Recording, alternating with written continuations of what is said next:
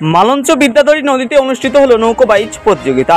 প্রতি বছরের মতো এবছরও মিনাখার মালঞ্চতে অনুষ্ঠিত হলো নৌকো বাইচ প্রতিযোগিতা।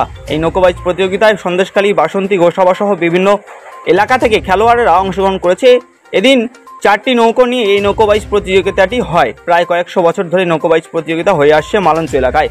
পৌরাণিক কাহিনী অনুযায়ী মনসামঙ্গল কাব্যে কথিত আছে, চাঁদ সওদাগর এই বিদ্যাধরী নদী দিয়ে বাণিজ্য করত। জলে জঙ্গলের মধ্য দিয়ে নৌকো নিয়ে বাণিজ্য করত। আর জলে জঙ্গলে থাকে সাপ। সাপের দেবী মা মনসাকে খুশি করার জন্য এই এলাকায় পূজিত হয়ে আসে মা মনসা।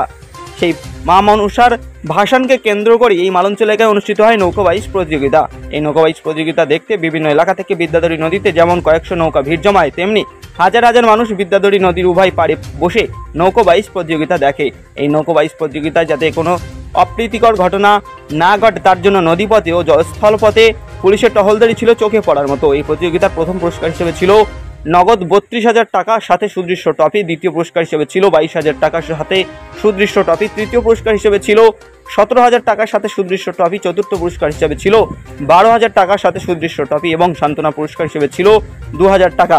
এদিনের এই অনুষ্ঠানে উপস্থিত ছিলেন মিনাখা বিধানসভার বিধায়ক উষারানী মণ্ডল, উত্তর 24 পরগনা জেলা পরিষদের পরিচয় দলনদার মৃত্যুঞ্জয় মণ্ডল, মিনাখা ব্লক তৃণমূলের সভাপতি হাজি আয়ুব হোসেন গাজী, মিনাখা অঞ্চল সভাপতি হোসেন গাজী, মিনাখা গ্রাম পঞ্চায়েত প্রধান প্রতিনিধি আবু বক্কর সিদ্দিক, মিনাখা পঞ্চায়েত সমিতির দলনেতা দেবাশিস চ্যাটার্জি, মিনাখা ব্লক যুব সাধারণ সম্পাদক মমতাজুল হক রাহুল, মালঞ্চ লোটাস ক্লাবের সভাপতি আজিজুল গাজী, মালঞ্চ লোটাস ক্লাবের সম্পাদক অভিজিৎ বাড়ুই, মেলা কমিটির সভাপতি সঞ্জয় পাল সহ সহসভাপতি আব্দুল হাই গাজী, মেলা কমিটির সম্পাদক আব্দুল্লাহ মোল্লা সহ মেলা কমিটির সমস্ত সদস্যরা।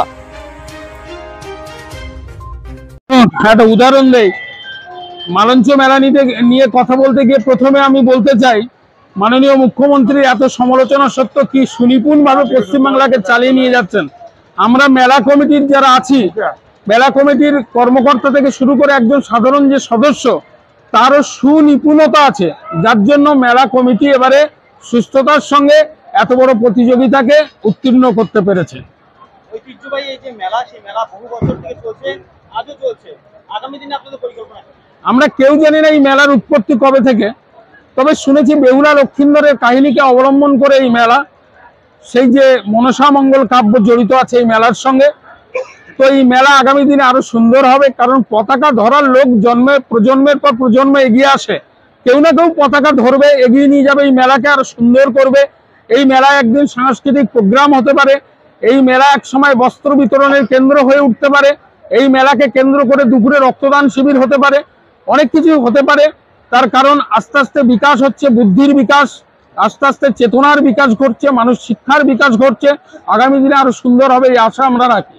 নদীর দুই পারে বহু মানুষের সমাগম, পাশাপাশি জেলার বিভিন্ন প্রান্ত থেকে নৌকা এসছে। কটি নৌকা এসছে এবং শুনুন, এই মেলায় কটা নৌকা এসছে এটা গোনা অসাধ্য ব্যাপার, আর কত মানুষ এসছে সেটাও বলা যায় না। আন্দাজে হয়তো একটা পরিসংখ্যান বলা যাবে, কিন্তু এই নদীর দুপারের যে মানুষজনের ভিড়, এটা একটা সৌন্দর্যের যে একটা বড় বিকাশ করে, সৌন্দর্যের মাত্রাটাকে যে একটা বাড়ায়, এবং একটা যে বিরাট বড় মিলন ক্ষেত্র এই পল্লী অঞ্চলে, গ্রাম্য অঞ্চলে এই নদীকে কেন্দ্র করে, এই অনুষ্ঠানকে কেন্দ্র করে, সেটা একদম 100% মেলা কমিটির পক্ষ থেকে আমি বলতে পারি এটা অবশ্যই হয়। তার কারণ এই মেলায় যারা উপস্থিত থাকেন, মেলা কমিটিতে যারা থাকেন, বিভিন্ন ব্যবসায়ী, এই মেলা কমিটিতে বিভিন্ন ক্লাব সংগঠনের কর্মকর্তারা থাকেন, এবং তারা অকুণ্ঠভাবে সহযোগিতার হাত বাড়িয়ে দেন। এই যে পুরস্কারগুলো 32,000, 22,000, 17,000, 12,000 এবং তার সঙ্গে সুদর্শন ট্রফি, সেগুলো পর্যন্ত কিন্তু হাত বাড়িয়ে দেন যারা অকুণ্ঠ সহযোগিতা করেন, সহৃদয় ব্যক্তিরা সেটা কিন্তু থাকেন, এবং সেই কারণেই মেলা এত সুন্দর হয়।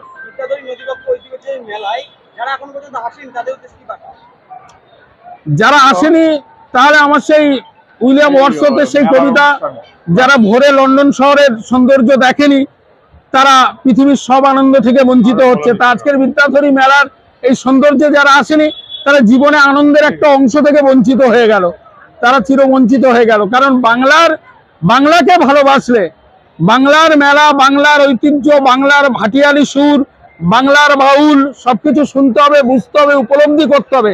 বাংলার মানুষের ভিড়ে নিজেকে বিলীন করে দিতে হবে, বাংলার বিভিন্ন কালচার, বিভিন্ন ঐতিহ্যে নিজেকে আপন করে নিতে হবে, বাংলায় বিভিন্ন মানুষের সঙ্গে বাংলার কথা আদান প্রদান করতে হবে। এটা তো করতেই হবে। তার জন্যই তো আমরা বলি, আমি বাংলায় গান গাই, আমি বাংলার গান গাই, আমি আমিকে এই বাংলায় বারে বারে খুঁজে পাই।